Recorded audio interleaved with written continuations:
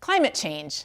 It's just a money grab for us scientists to rake in millions of dollars from government grants, right? I get messages like this on a regular basis. And when I point out that an earth scientist with a PhD like me would get a lot more money working for an oil company than a university, it's met with blank stares. Why is it that some people are so convinced that all climate scientists are funneling millions of dollars of government money into their Swiss bank accounts, and oil executives aren't shoveling billions into their accounts in the Cayman Islands?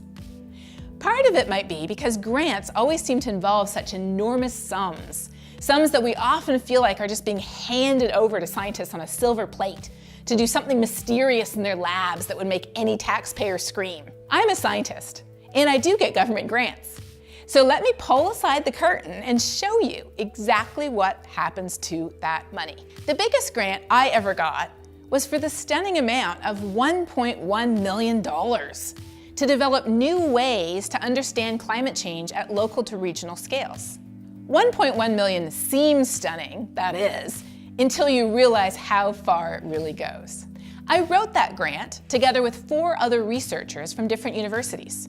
So the National Science Foundation divided the money up about evenly amongst us, giving each of us around $220,000. That's still a nice amount of money. The grant was for a 4-year period, which meant I had about $55,000 to spend each year. Still nice, right?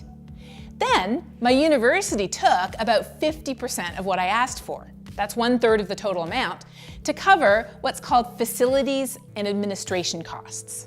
Now, don't go thinking that got me a luxurious office. My office has no window, it barely has room to swing a cat, as they say, not that I would ever do that, and I bought my own furniture and computer.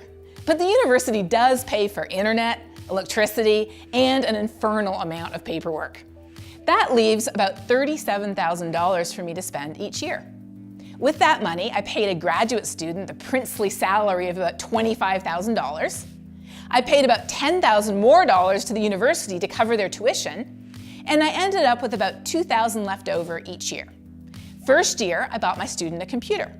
Year 2, I paid for them to go to a scientific conference. And in years 3 and 4, I paid for us to publish a scientific paper each year. Because yes, those cost about $2,000 as well. Boom. That's how a scientist spends $1.1 million. The reality is that nearly every climate scientist I know can make at least the same amount of money, and often a lot more, in a different field. I still remember a colleague I had for a few years here at Texas Tech. He'd been lured away from a cushy industry job with the promise of an endowed chair position here at the university, which meant that he came in making easily 2 to 3 times more than I was. But after he'd been here only a few years, rumors started flying that he was leaving again. When I asked him if he really was, he said yes. He loved working at the university, but the oil company had made him an offer too generous to refuse.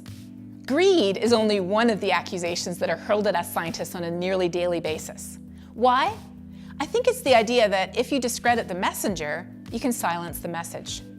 Sometimes we're accused of selling out to Big Green. Big Green, really? If you're wondering who has the most money in this world, just look up which companies make the most money each year on Wikipedia. Oil and gas companies are 5 of the biggest 10 earners in the world, and none of the top 10 are green energy companies. Nearly every week, some man, yeah, it's almost always a man, makes a point of emailing me or commenting on my social media accounts, specifically to tell me that I'm stupid or ignorant or uninformed. I've never heard of natural cycles, he'll say. Really? Who do you think studies natural cycles if not climate scientists? Or I don't realize that the Earth's climate has changed before, he'll say, when assuming that a climate scientist doesn't know about El Nino or the Ice Age is like assuming your doctor's never heard of germs or antibodies. These assumptions are as constant as they are frustrating, and we all get them. I file mine away in a special email folder. Most frequently, though, it's the conspiracy theories we hear the most about. In the newspaper headlines, on YouTube videos, not PBS ones, of course, and even in US Senate hearings. Why? Because again, discredit the messenger, discredit the message. Scientists have manipulated the data so the conspiracy theories go. Why? For financial gain again, or to further the communist agenda, or because they're an instrument of Satan. Yes, I hear stuff like this all the time. A while ago, I ran into a woman I'd recently met in the grocery store. She asked what I did at the university, and I mentioned climate change. "Oh," she said, "like those scientists who faked the data." There's an old saying attributed to Mark Twain: "A lie can travel halfway around the world while the truth is still putting on its boots." And that's exactly the case with these conspiracy theories. In this case, the woman was talking about how, back in 2008, a server at the University of East Anglia was hacked and thousands of emails were stolen, illegally. People used those emails to accuse scientists of fixing the data and manufacturing the entire issue. But in reality, the only thing that was manufactured was the conspiracy. The scientists whose emails were stolen were harassed and they were tried by their universities, by federal commissions, by independent scientific panels. And you know what that lady in the supermarket didn't know? That they were vindicated every time, a total of 9 times. But only in the court of public opinion can you still be guilty, even though you've been put on trial and pronounced innocent 9 times for the same alleged crime. The reality is this: don't trust the thermometers, skeptical of satellites, leery of ocean sensors, throw them all out. That's right, throw them out. Because the evidence that this world is warming is all around us. Trees are blooming earlier, plants and insects and animals are moving poleward, glaciers are melting, seasons are shifting, sea levels are rising. The signs are right here in front of our eyes. And when we add them all up, there's over 26,500 indicators of a warming world, many of them in our own backyards. Climate change is real.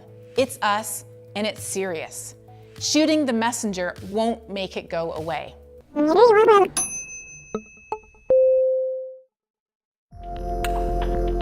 Thank you for watching Global Weirding. Be sure to check out globalweirdingseries.com every other Wednesday for a new episode. Don't forget to subscribe to our YouTube page, like us on Facebook, and follow me on Twitter. Have a question about climate change? We want to hear it. We'll have a live Q&A on our Facebook page every other Thursday at 7 p.m. Central. See you next time.